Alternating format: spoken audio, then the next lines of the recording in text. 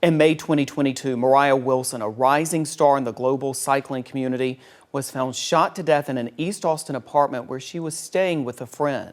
The case soon focused on Kaitlin Armstrong.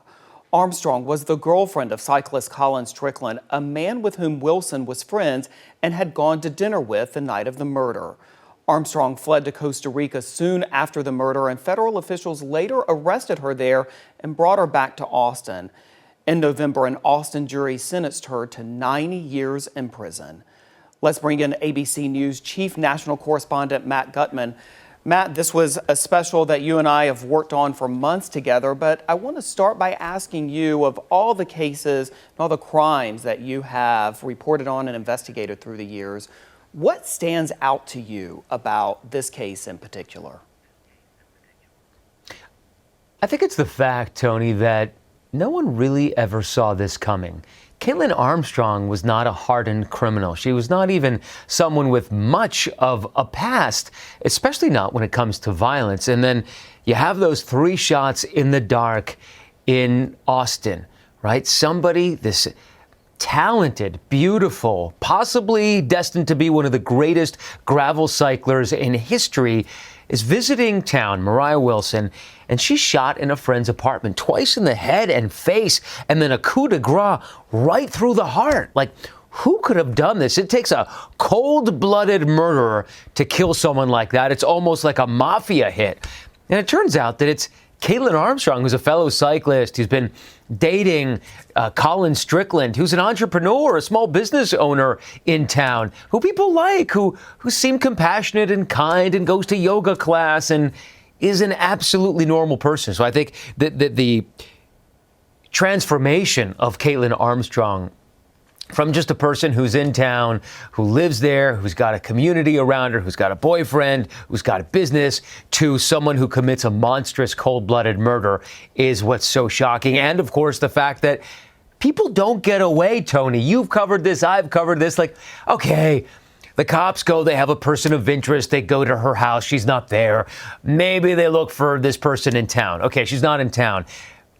They look for this person, the suspect, in the state. Okay, not there. She's not in the country. She has disappeared off the map. I mean, Kaitlin Armstrong is gone for 43 days. That does not happen. She goes to a new country, creates a new life, a new identity with a new name, a new face, spends $6,000 on cosmetic surgery. That doesn't happen. Right? So all of these things factor together, make this an extremely unique story, and obviously one that is so tragic, one that should not have happened. There is no reason that Moriah Wilson should be dead right now. It's just this obsession that Kaitlin Armstrong had with her. You know, Matt, I know so often the public and people who follow cases like this want to really get inside an accused killer's psyche. They want to understand their brain, their mind.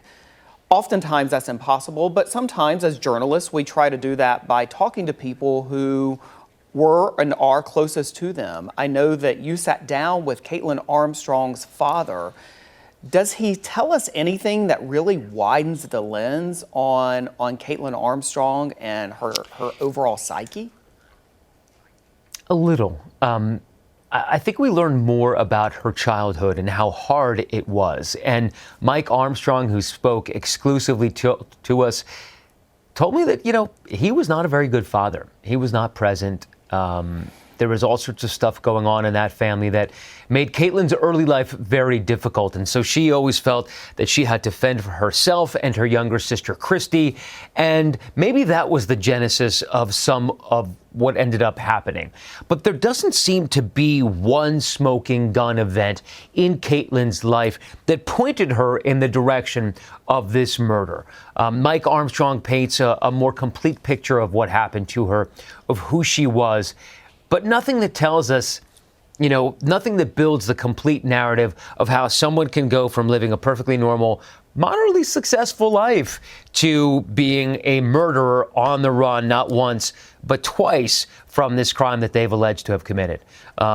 So it illustrative of who she was, enlightening in some ways, but certainly not something that takes us into Kaitlin Armstrong's mind, unfortunately. And I don't think anyone really knows what's going on inside her mind. Perhaps her sister Christy. I'm not sure, though.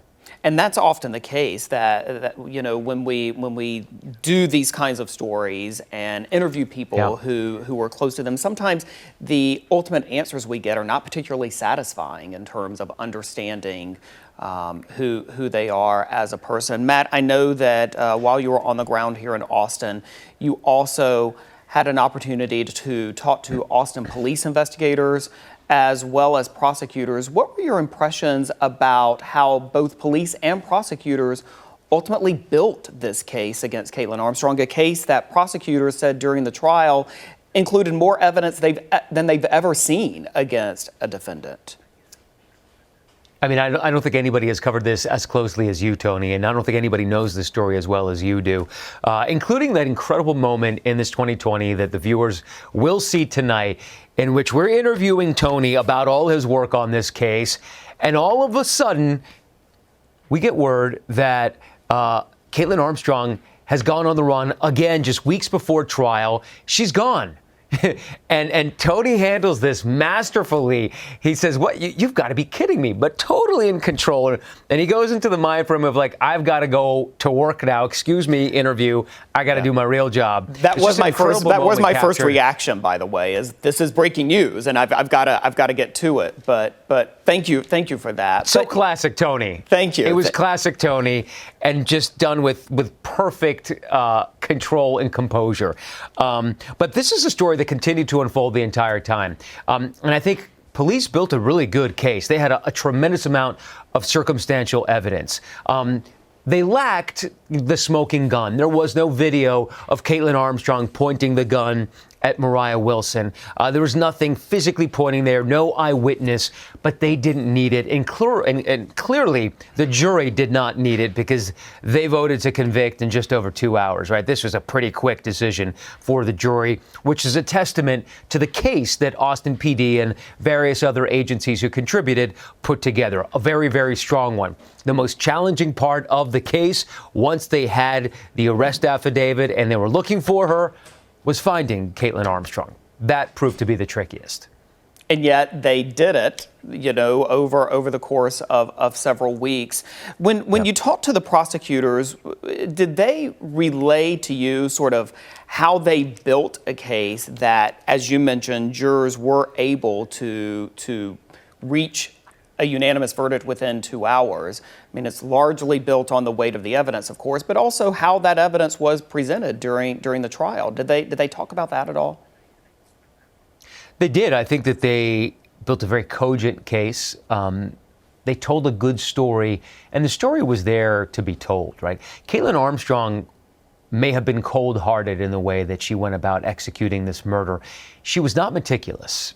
She did not cover a lot of her tracks, and it indicates the level to which she was just a normal person. She was not, a criminal who was practiced in violent crime. She left behind a lot of clues. She tried to cover some of them up, but there was a lot of messiness involved in this murder. Her DNA all over the bicycle, her Jeep circumnavigating Caitlin Cash's house. That's where Moriah Wilson was killed. All sorts of evidence and data that was left behind that was really, really sloppy and that made the case pretty easy once police and investigators and prosecutors started to build this narrative. So it wasn't a terribly difficult case to build for them. It was about how to present it to the jury. And I think they did that very, very capably.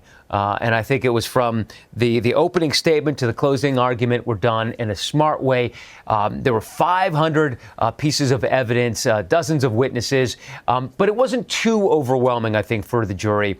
And again, a lot of this was built on who Kaitlin Armstrong was and the fact that her character noted that every time she got in trouble, her modus operandi was to run away and get away, and that implicated her. In fact, one of the things that they told us is that moment where you were being interviewed by 2020 when she bolts from Austin Sheriff's Office deputies' control, that was the moment that they knew that they had won the case. Because It showed so clearly that this person knew that they were guilty, and the only recourse for them wasn't going to court and proving their innocence to a jury. Their only recourse was to run away and get away. And really, that's what they said sealed the deal for them, Tony.